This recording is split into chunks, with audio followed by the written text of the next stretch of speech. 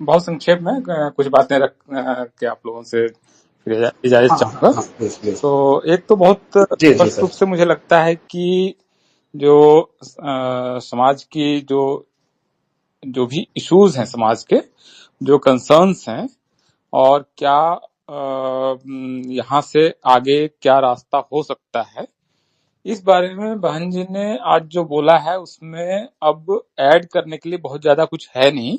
तो हम उसकी सिर्फ व्याख्या कर सकते हैं, उनको समझने की कोशिश कर सकते हैं कि उन्होंने क्या बोला है।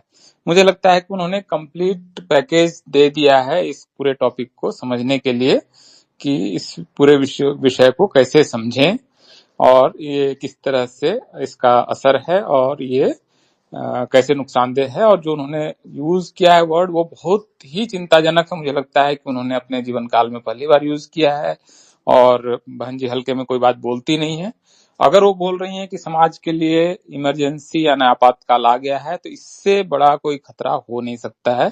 समाज इस समय अपने सबसे बड़े खतरे के सामने है, और अगर हमने इस समय सही ढंग से इस खतरे से समाज को नहीं निकाला, तो मान लीजिए कि आने वाली जो जनरेशन्स होंगी वो बोलेंगी कि आप उस समय थे तो आप लोगों ने क्या किया था। तो हम सब लोगों को अपना शायद लेखा जोखा, मतलब अपने आने वाली पीढ़ियों को देना पड़ सकता है कि आप तो थे, आपने क्या किया, आपने क्यों बर्बाद होने दिया, आपने बाबा साहब का कारवां को पीछे क्यों जाने दिया। तो इसलिए मुझे लगता है कि बहुत ही, मतलब जिसको बोलते हैं, जो जैसे तूफान की कैटेगरी होती है ना, 1 2 3 4 कैटेगरी, जो मतलब सबसे तेज तूफान होता है उसकी कैटेगरी होती है, तो सबसे तेज तूफान की कैटेगरी है। इससे बड़ा कोई खतरा हो नहीं सकता। एटलीस्ट जो अभी आप कह भी रहे थे, एक मित्र की पूना पैक्ट के बाद का ये सबसे बड़ा खतरा है समाज पर। अभी मैं सिर्फ इसमें एक जो समाज शास्त्रीय दृष्टि से जो मुझे लगता है महत्वपूर्ण है उसको, इसमें जो मैं एक, दरअसल ये फैसला लेने वाले दिमागों को अगर मैं एक सोशल एंथ्रोपोलॉजिकल एक एक्सरे का अगर कोई विधि हो, और इनको एक तरह से आर्कियोलॉजी ऑफ माइंड अगर देखें, कि इनके लेयर्स हटा के देखें कि इनके दिमाग में क्या चल रहा होगा, ये जजमेंट क्यों आया है, तो मुझे लगता है कुछ दिलचस्प बातें सामने आएंगी। खतरा क्या है, बहन जी ने बता दिया है। नंबर 1 कि आरक्षण के लिए मेजर खतरा है। बांट जब देंगे टुकड़े में, तो आप सीधा समझिए ना कि आज की तारीख में जैसे 15% अगर शेड्यूल कास्ट आरक्षण है, तो हर ऑफिस में जो 6ठी सीट है या 7वीं सीट, वो शेड्यूल कास्ट को आती है। इसके बाद जब मान लीजिए इसको 3 डिवीजन में बांट दिया गया, तो आपको वो सीट जाके वो 27वीं 28वीं सीट आएगी। और बहुत सारे ऑफिस में 27वीं सीट होती ही नहीं, बहुत डिपार्टमेंट में 27वीं सीट होती ही नहीं है। तो जब वो सीट आएगी ही नहीं, छोटे छोटे डिपार्टमेंट बन चुके हैं, सरकारी नौकरियां ऐसे भी कम है, तो आप समझ लीजिए कि अभी मुश्किल से 6-7% रिजर्वेशन शेड्यूल कास्ट का लागू होता है। कुछ पदों पे जाते जाते वो 2% तक रह जाता है। तो वो कहाँ चला जाएगा, तो जो चीज रहेगी नहीं वो बटेगी कैसे। तो सबसे बड़ा तो बहन जी ने वो बोला है। दूसरा ये जो एक बहुत महत्वपूर्ण बात बोली है कि शेड्यूल कास्ट के वो यूनिटी को तोड़ना चाहते हैं, जो बहुत अच्छे से सूरज भाई ने बोला कि आज हम नहीं देखते हैं कि रोहित वेमुला को कुछ हुआ तो उसकी क्या जात है, डेल्टा मेघवाल का मर्डर होता है या जो भी घटना होती है उसके साथ राजस्थान में, तो हम नहीं ये पूछते हैं कि वो कौन सी हमारी बिरादरी की है कि नहीं पूछते हैं। एक हाथरस की घटना होती है तो हम ये नहीं देखते हैं कि किस बिरादरी पे पूरा देश एक साथ खड़ा हो जाता है और सरकार को उस पर एक्ट करना पड़ता है। तो आज आप अपनी यूनिटी से जो अचीव कर सकते हैं बहुत सारी चीजें, आपका रिजर्वेशन बचा हुआ है, आपके SC/ST एक्ट पर जब हमला होता है तो पूरा देश खड़ा हो जाता है, कोई कोशिश नहीं करता है आमतौर पर कि रिजर्वेशन पर हमला करें। ये आपका ये प्रोटेक्शन चला जाएगा जैसे ही आपकी ये जो यूनिटी है वो ब्रेक हो जाएगी। और मुझे लगता है कि 2018 में इस बात की बुनियाद पड़ गई थी कि इस यूनिटी को कैसे तोड़ा जाए। ये उसी समय एक इनके दिमाग में आ गया होगा कि इस यूनिटी को तोड़ना जरूरी है, वरना ये क्लास जो है ये किसी भी और तरह का वर्चस्व कायम करने में सबसे बड़ा बाधक है। इस क्लास के यूनाइटेड रहते हुए हम इस देश पे मनमाने तरीके से कोई चीज नहीं ला सकते हैं, ये इनको समझ में आ गया था। यही एक यूनाइटेड क्लास है। जो सूरज भाई ने ये भी बहुत अच्छे से बताया कि किस तरह से जो ओबीसीज हैं, क्योंकि वो होमोजेनियस ग्रुप नहीं है, उसके अपने इंटरेस्ट हैं, बहुत अपने अपने ढंग से बटा हुआ है, उसकी कोई एक कॉमननेस नहीं है। उनका कॉमननेस एजुकेशनल बैकवर्डनेस है जो बहुत वेग टर्म है, उनका जो सामाजिक बैकवर्डनेस है वो भी बहुत वेग टर्म है। तो उसके मुकाबले खास करके शेड्यूल्ड कास्ट बहुत डिफाइंड क्लास है, और ये संविधान का भी मोहताज नहीं है, उससे भी पहले से, आजादी से काफी पहले से डिफाइंड है कि कौन शेड्यूल कास्ट होगा, उसके बनाने की विधि, उसके आइडेंटिफिकेशन के जो कौन से 9 क्राइटेरिया होंगे, और संविधान के लिखे जाने से पहले ये लिस्ट तैयार थी।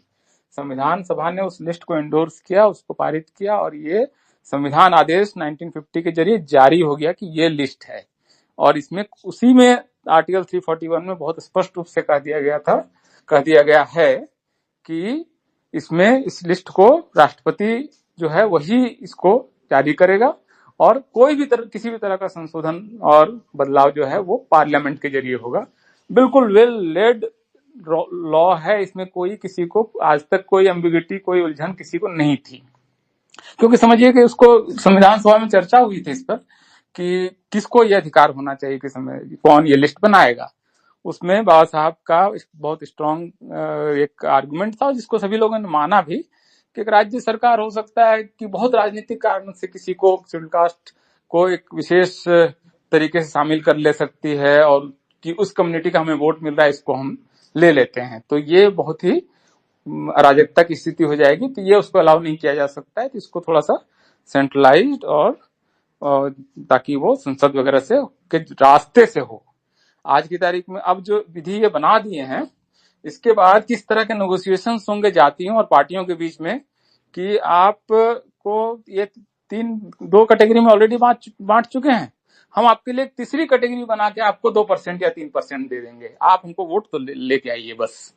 आप समझ रहे हैं ये कितना बड़ी देश में अराजकता फैला देंगे। और एक मणिपुर तो इनसे संभल नहीं रहा है, पूरे देश में ऐसे वो 1000 मणिपुर खड़ा कर देंगे अगले 2 साल में। आप देखिएगा अगर इसको, इसलिए बहन जी जब कह रही हैं कुछ भी तो समझ लीजिए कि वो राष्ट्रहित में है, समाज हित में। दिलीप सर, यस, इसमें सर पर्टिकुलर पिन एक पॉइंट मिनट। किया जा सकता है ना, जैसे 2 कास्ट डाल दी है और एक कैटेगरी बना दी, तो जब भी कहीं भी अपियर करेंगे तो नहीं, पता रहेगा तो सामने वाले को ये किस जाति का। तो बोला उन्होंने सब पॉलिसी। पंजाब में क्या होगा, पंजाब में उन्होंने 2 कास्ट को इंक्लूड करेंगे, वो मजहबी और वाल्मीकि सिख।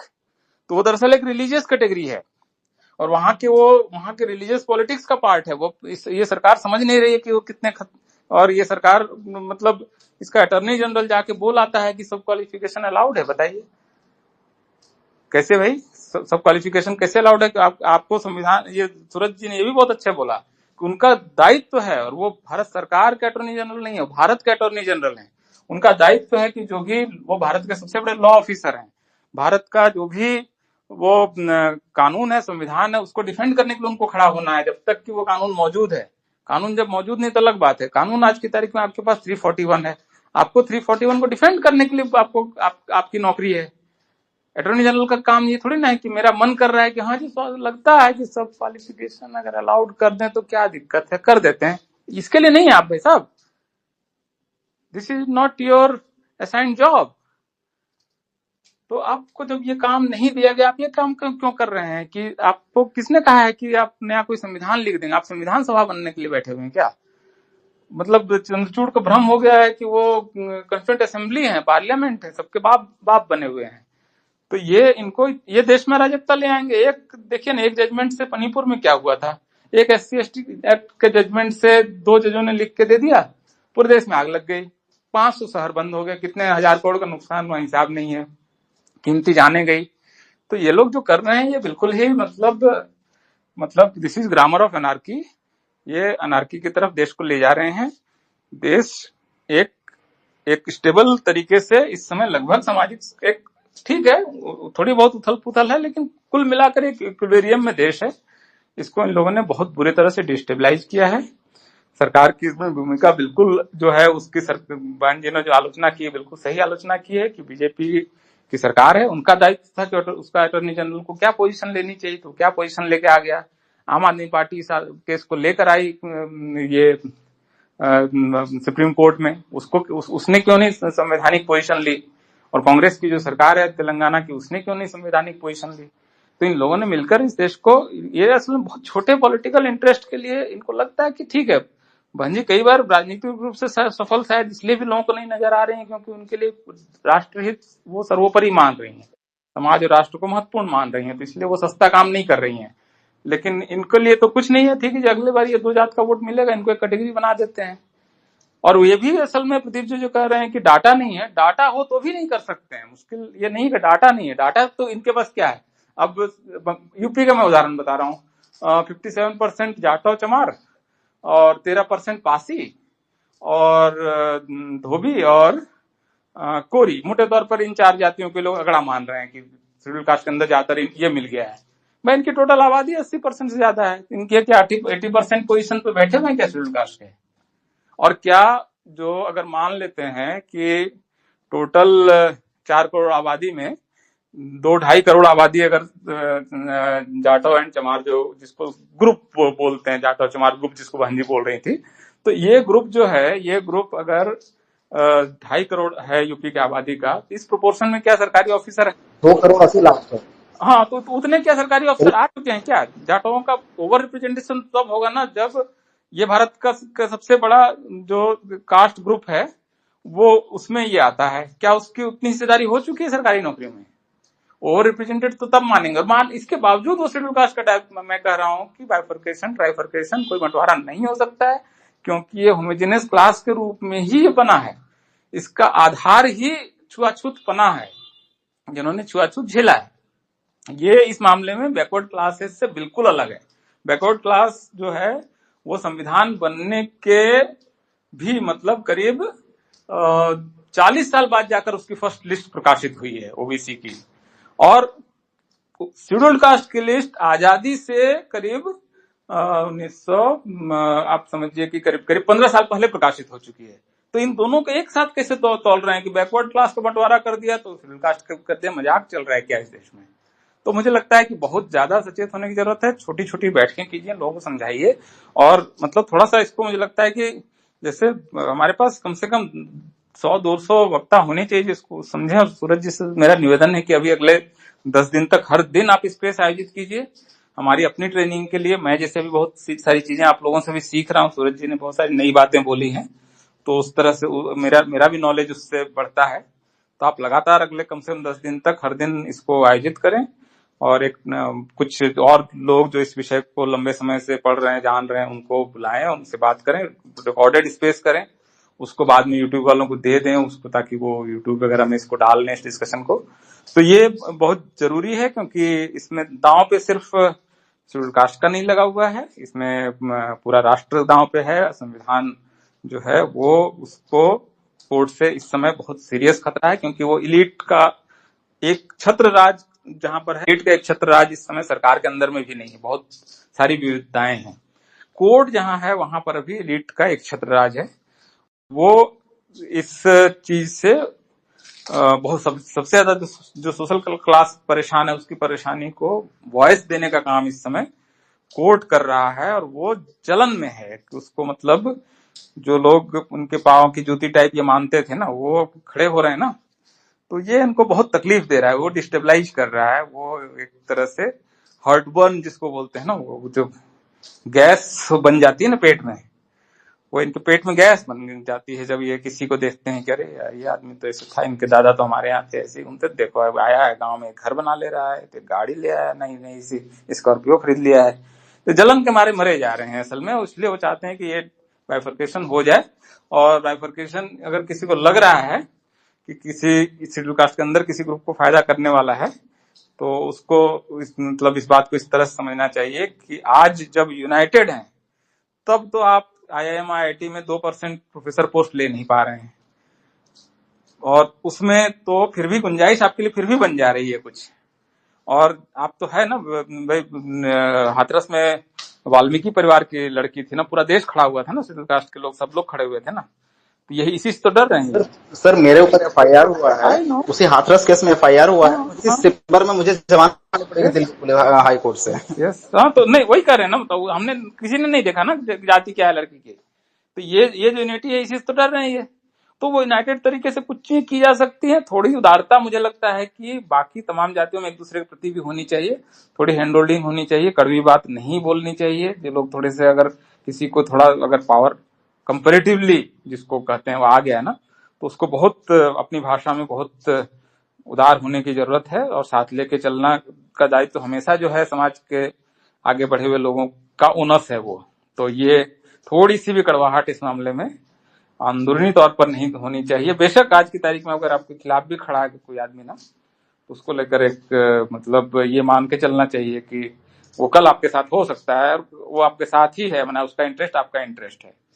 ठीक है, तो मुझे फिलहाल यही कहना है। और आप लोग, मुझे लगता है कि इसको थोड़ा और जो बैठकें वगैरह काफी हैं, दिल्ली में कल बैठक है दिलीप और सर, तो मैं उसमें भी जाऊंगा, तो हम लोग इसमें शामिल हों और डिटेलिंग जो है उसकी और लोग बताएंगे। मुझे लगता है, मुझे जितना समझ में आया उतना तो मैंने बोला ही कि इमरजेंसी है। अब बहन जी ने बोल दिया तो इसको मैं और क्या ही ऐड करूं। बहन जी ने बोल दिया इमरजेंसी, मान लीजिए इमरजेंसी, बात खत्म है। और क्या बोलेंगे वो, मतलब कि जाके कूद जाओ तो बोलेंगे नहीं, संवैधानिक व्यक्ति हैं, आपको कोई हिंसक आंदोलन के लिए उकसाएंगे नहीं, लेकिन आपको आंदोलित होने के लिए तो कह ही रही है ना, आपको कह रहे हैं ना कि सारी पार्टियों पर दबाव डालिए, आपको कह रहे हैं ना कि किसी हालत में इसको लागू नहीं होने देना है। इसका मतलब नहीं देना, इसके लिए जितने तरीके संविधान के अंदर हमारे लिए अलाउड हैं उसके अंदर काम कीजिए इसको। और वो कैसे बोल सकते हैं, मतलब इससे ज्यादा मतलब और क्या, मतलब कोई शब्द क्या हो सकता है जब कह रहे समाज के लिए मतलब खतरे की घंटी बज गई है, बज गई है। अब इसको मैं ही और क्या इसको और एक्सप्लेनेशन दूं। शुक्रिया, जय Bhim. Thank you so much sir. आप